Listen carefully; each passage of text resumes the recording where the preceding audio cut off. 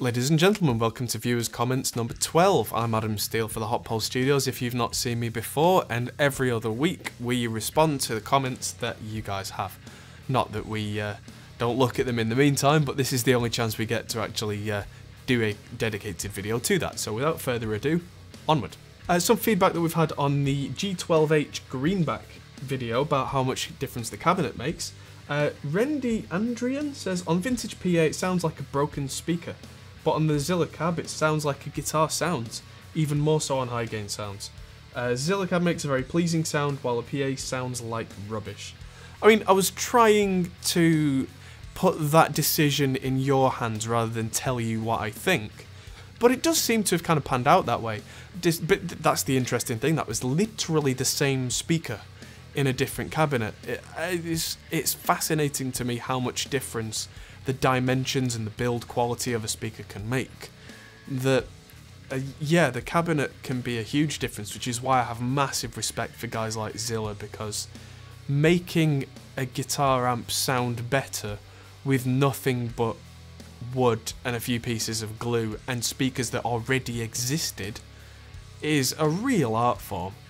So all the more power to them. Comment on the PC part picking for 2018, the Ryzen video, from Sergio Calderon Gonzalez. Would you recommend using an...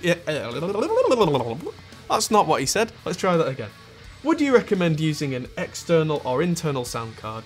Also, between the i5 8600K or Ryzen 7 1700, which one do you think is best audio recording? Well, this is a difficult question to answer, not because I don't know, but because there is no real right answer. When you say using an external or internal sound card, I don't know how specific you're being for a start. Like, when you say internal sound card, are we talking about like one of the Creative Labs, Audigies or something? Because they should die in a fire. They are awful. Absolutely do not touch them with a 10-foot barge pole.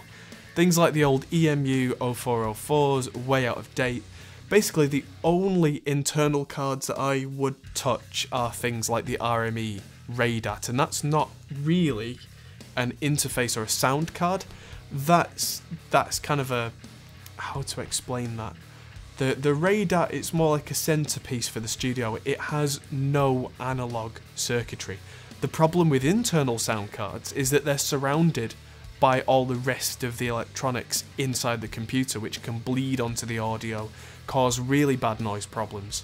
So generally not recommended. However, with the digital only, that isn't a problem. So having external converters with external preamps for me is always the way to go, whether it's a USB interface or it's dedicated preamps and converters. Keep them as far away from the inside of the computer as you can. As for the processor, that's more of a difficult one to say because they are both great processors. AMD have really come forward now with the Ryzen series and pretty much matched Intel. I mean, for my money, the Intel processors at the top of their game are better than the AMD processors at the top of their game still, but dollar for dollar, pound for pound, AMD are right up there, so it's up to you. Now that the Ryzen platform is a little more mature as well, there are less crashes, it's easier to overclock them. It's really up to you now. If you can find a good value deal on either of those, I would say go for it. The Intel will be more expensive, but in my experience, the Intels are more reliable. But I've not really used Ryzen stuff, whereas the older AMD is the only experience I have on that side, so go with your instinct. One on viewers' comments, 10 from Mick SS. So let's have a look at the bits important. So he's turning his small room in... I really need to learn how to read better. He's turning his spare room into a small home studio so he can start demoing as well as recording on material. Looking for a vertical 212 to keep next to my desk. This is a tricky one as well. If I was recording in a bedroom studio, like a project studio that's just a small room, I would not touch real guitar speakers with a 10-foot pole. because there is no way you can get the volume up enough to get a satisfactory tone that you'll be happy with. The room will reverberate. If you were going to go with a vertical 2x12, I would say get Zilla to make one for you. They do that. Orange have started making a vertical 2x12, it's okay. Engel make one, I'm not a big fan of Engel at all. I've never had a good experience with Engel tones. I find that Engel tones generally sound great when you sit next to it and play for a while, and then you try and find it in a mix and it doesn't work. It's either too gainy or too buzzy, or it just doesn't work. What I would recommend for you is if you've got a 50 or 100 watt guitar head, get a 2 Notes Torpedo Live, because you can get that guitar amp sound with my cabinets. buy my cabinets, buy my stuff. But you can run a 100 watt tube amp with that real tubey goodness at a loud volume, and it won't echo in the room because it's not actually making the noise. It'll just come out of the studio monitors when you have that routed. It will be much more controlled, and you will thank yourself in the long run, because if you're in the same room as the amp you're trying to record, you cannot get a perspective on how that amp is going to sound recorded, because it sounds so different on record to how it does in front of it. That's just the way that physics works. If you've got one room to record in, you're gonna have a tough time. If you can hear what's coming out of the monitor speakers or headphones, you'll have a much clearer idea, so that, I mean, even if you record a DI of the guitars as well, so that you can then go back and reamp that later through a real cabinet, having that tube amp sound with that real guitar cabinet sound without being deafened from one side by 200 watts of one-sided noise will be so much more beneficial for you in the long run, I guarantee it. Next up on the iPhone 7 and series audio production from Trinken360 is great video, only thing was the hands, which is a fair comment. At the time, I didn't have a way to capture the iPhone's screen, so trying not to get my hands in the way was the only option I had. However, now I have a little dongle that plugs into an iPad or an iPhone that has HDMI out, and I have a way to capture that now. So I can do live capture of that kind of video, which I'm going to be doing in the future. I'll be doing a lot more iPad and iPhone music production tutorials now, because I now have the ability. Without getting like copy protection problems and that kind of thing. So look out for more iPad and iPhone videos coming from me where you can see what I'm doing. Oh, on Reaper 101 I've had a comment from the New Wave. Some things you'd like to know. Pros and cons of using inserts or sends.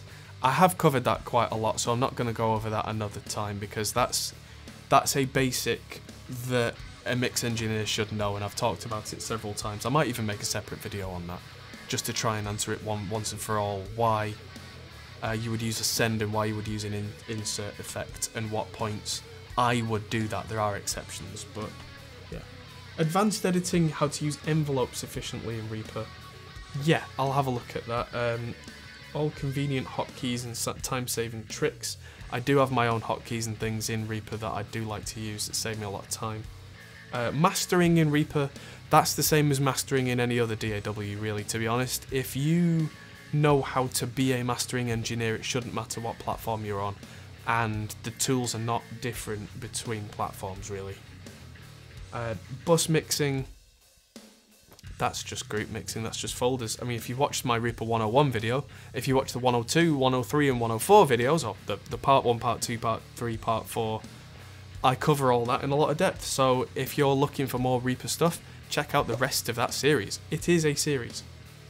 In fact, I think I'm going to rename that video to be 101 Part 1, so that people then get the impression there are more parts. Yeah, so here's one on the Celestion Alnico Cream video from Jim James Guitarist. Coolest thing about this setup, that's with the 90 watt Alnico Cream, is you can now get that Alnico sound with many amps in a 1x12, or even have a stereo 2x12 and use two 50 watt amps. Could even have one cream back and one of these, and have a delicious vintage sound without too many cabs. I think that's fair. I mean, it's that's the main point for me of that 90 watt Alnico Cream. It does sound slightly different from something like an Alnico Blue, but if you want to use something like, I don't know, a Mesa Mark IV combo or a Mark V combo where they're a 90 watt amp, you can now put something with a Celestion sound, that vintage Celestion sound in there, and you can crank it as loud as you want to go, and it's not going to just go bang. I mean, you could use two of these in a Vox AC30, because AC30s, I mean, yes, it's a 15 watt speaker, the Alnico Blue, but two of them, it's been well known for guys like Brian May to blow speakers several times in a gig. Whenever Brian May's playing, you'll see a bank of 9 AC30s, and what's actually happening there is 3 of them are playing live, full volume, and 6 of them are spares. So that's 2 spares for every amp he's using. That's not reliable. So if you can do anything to mitigate that and make sure that like one thing's not going to blow up, say the speakers, that's a big deal. So that's what that whole 90 watt idea is for right there. Here's one on the G12H Greenback video, also from Jimmy James, who seems to have been quite vocal this week. I thought in the room it would be a huge difference between the G12H and the vintage PA. Yeah, that's the right one. Didn't expect as big a difference close mic. It'd be interesting comparing a 1x12 to a 4x12, but with only one speaker. I've been asked to do this a couple of times now. It doesn't make much sense because if they're both closed back cabinets, if you take 3 speakers out of a 4x12, it's got 3 big gaping holes for all the air to escape out of, which makes it an open cabinet. So it really kind of defeats the whole thing. Plus, because a 4x12 is so much bigger, with a lot more air to move and the same number of speakers, it wouldn't sound right at all. I mean, it would go completely against the design specification that the amp manufacturer had made for it. Although I have seen a Marshall 4x12 with 2 speakers taken out and with the holes plugged. And that was something that I think Celestion put that picture out. It was either them or Marshall. So it can't be completely unheard of. So I'll have a look at that, see if that's something we can do in a video in the future maybe. Another question, and the last one I'm going to answer from Jimmy James, on the Audion ASP880, where I was comparing it with the 800. Which would I recommend as a main source of clean preamps in ADC? So this is a tricky one because they were both great preamp banks for the money and for almost any budget, to be honest. For clean, I would probably go for the 880. Not that the 800 wasn't clean, but the 880 had the option of going straight into the converters, so straight into the analog to digital converters on every channel, which if you already have separate preamps, or if you have line level equipment that comes out at a perfect line level and doesn't need any conversion, then that's probably the cleanest way to get that in there. So that's probably the way that you would want to do it. The 800 for me is the one that I ended up keeping out of the two because I really loved the super channels on it. I find them quite versatile, quite useful. In the future I might go out and get another 880 because I found them great. Unless anything new comes along in the meantime, which it might, then that's what I'm going to do. Here's one on our virtual mics the future from Chipster Stevens. Are virtual microphones the future? For sure, please send me all your old outdated mics. I can help reduce clutter in your studio. Ha ha ha, funny guy. No, I'm keeping all my mics. Sorry. Even if I end up with loads and loads of the ML2s and ML1s, which I'm planning on in the future, I never know when having the actual microphones that I already have will come in really useful. What if I want to expand on channels? What if I want to do a myriad of different things? I'm going to keep hold of them. Sorry. And that concludes viewers' comments 12.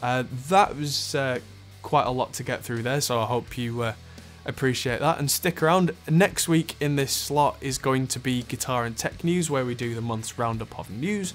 Then the week after is going to be viewers' comments on Lucky 13. Then it's going to be the Hopcast episode 3 in a week after that. So stick around and look forward to our live mixing tutorials and our technical videos that come out every Monday. And I'm Adam Steele for Hot Pole Studios, and I'll see you in the next video. Goodbye. Thanks for watching, guys. If you enjoyed this, feel free to check out our other videos, as you can find here, or check out our Facebook and Twitter, or our Patreon page, which helps us to make more videos like this. Thanks for watching, and we'll see you in the next video.